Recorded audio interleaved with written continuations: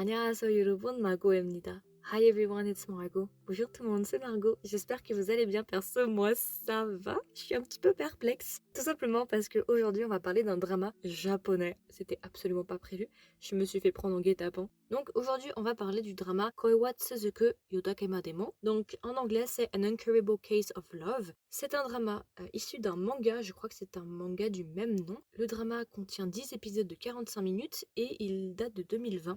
Et vraiment, c'était très sympa. Grosse surprise pour moi, j'aurais jamais cru en parler. Bah remarque, si j'en parle sur ce podcast-là, si je prends la peine d'enregistrer, c'est que le drama m'a plu. En fait, j'ai bien aimé pour différentes raisons. Alors, c'est vrai que je vous arrête tout de suite, c'est pas non plus un drama avec un thème profond, avec des sujets profonds, pas du tout. Là, c'est juste une romance. Entre nous, c'est une romance pure et dure. Mais vraiment, j'ai beaucoup aimé tout simplement parce que je trouve que les acteurs jouent super bien. Pour une fois, les acteurs, genre, j'ai ri. En fait, pour une fois, j'ai beaucoup ri durant le drama. J'ai même passé le 3 quarts de mon temps à rire. J'ai même mal à la gorge ce matin en enregistrant parce que vraiment, ils m'ont fait beaucoup trop rire. Alors, si je devais donner 6 emojis pour représenter le drama, qu'est-ce que je mettrais? Alors, je mettrais l'emoji d'un médecin, tout simplement parce qu'on va se passer dans le milieu médical et l'acteur principal est un médecin. Ensuite, je mettrais une épée. Il y a un jeu de mots, enfin, il y a un jeu qui est fait avec l'actrice principale. L'actrice principale, tout au long du drama, elle est appelée la guerrière.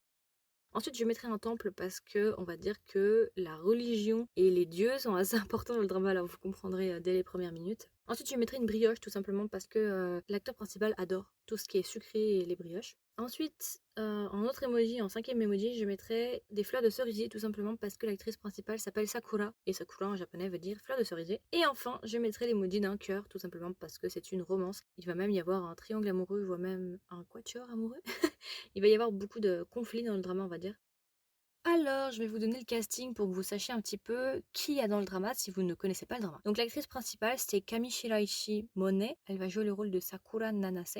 Ensuite, nous avons l'acteur Sato Takeru. Et l'acteur Sato Takeru, il va jouer le rôle de Tendo Kairi. Ça, ce sont les deux acteurs principaux. Donc, Tendo Kairi, ça va être le médecin. Et Sakura Nanase, ça va être une infirmière.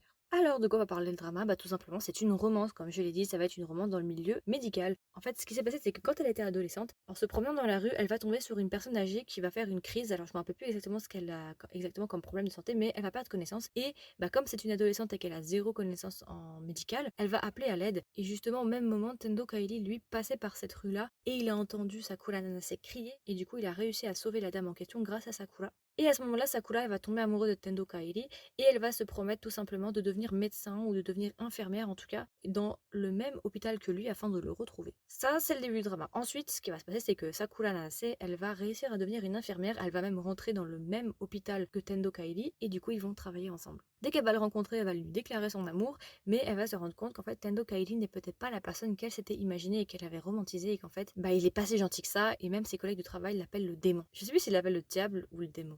Et du coup, bah, elle va vite déchanter, mais elle va décider de ne pas abandonner et elle va tout simplement faire de son mieux pour devenir une très bonne infirmière et être à la hauteur, entre guillemets, de Tendo Kairi. Donc voilà, donc ça c'est l'histoire. Et puis au fur et à mesure, on va les voir se rapprocher, on va voir aussi Sakura Nanase progresser dans son travail, parce qu'au début on va dire que c'est assez laborieux. Et puis on va voir au fur et à mesure Tendo Kairi se rapprocher de Sakura et on va avoir une romance. Il va y avoir aussi beaucoup de triangles amoureux, il va y avoir un autre collègue de travail qui va se mettre entre les deux. Et on va aussi avoir un autre homme qui va arriver vers le milieu du drama. Il n'y a pas vraiment d'autres thèmes, c'est principalement une romance pure et dure entre un médecin et une infirmière. Un médecin assez ténébreux, assez... vous savez les clichés des mangas et des dramas japonais. Le gars hyper fort, imbattable, toujours froid et distant. Et la fille toujours un petit peu joyeuse, insouciante, de bonne humeur. Voilà, vous voyez les clichés. De base, c'est vraiment pas ce que j'aime, mais j'avoue que les acteurs étaient vraiment pas mal. Les deux, j'ai beaucoup aimé leur jeu, ils jouent super bien. Et c'est pour ça en fait que j'ai été séduite par le drama, malgré le fait qu'il y a beaucoup de points négatifs, ou en tout cas qu'il y a beaucoup de trucs que je n'aime pas d'habitude dans les dramas japonais et qui me font justement arrêter un drama. Et bah là, non, j'ai continué parce que vraiment, les acteurs jouent très bien, il y a une très bonne synergie. J'ai beaucoup aimé l'acteur principal, Sato Takeru.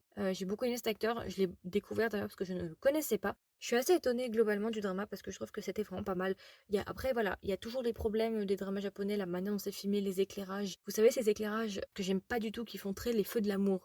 Ouais, là, je suis en train de donner une référence qui date de mon enfance, d'accord? C'est un trauma de l'enfance. Ce genre de série, vous voyez, qui passe sur, je sais plus si c'était TF1, je crois que c'était TF1, l'après-midi, là, ces horaires. Vous voyez ces éclairages-là? Et bah, On le retrouve dans les dramas japonais, alors à plus ou moins grande échelle, mais c'est quelque chose que je ne supporte pas en temps général, ces éclairages que j'aime pas du tout, ou la manière dont c'est filmé de temps en temps, parce que c'est une manière qui fait très documentaire à certains moments que j'aime pas forcément. Mais je suis passée outre tout ça parce que vraiment pour moi les acteurs jouaient extrêmement bien, les personnages étaient plutôt bons, et l'histoire et même les dialogues étaient vraiment sympas, c'était vraiment drôle. Donc j'ai passé un super bon moment en regardant le drama. Vraiment j'ai énormément ri, la romance était pas mal, l'acteur principal est très fierce. Vraiment, genre, il est waouh.